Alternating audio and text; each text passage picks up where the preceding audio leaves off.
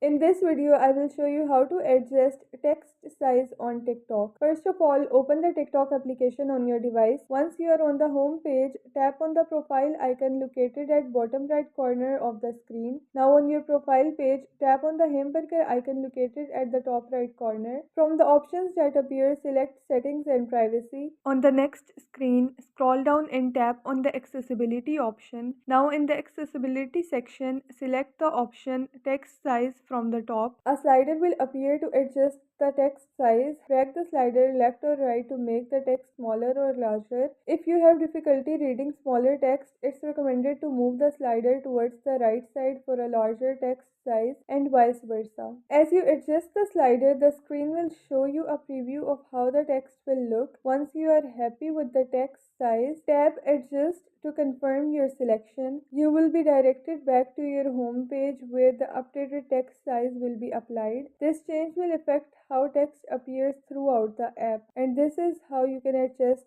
text size on TikTok.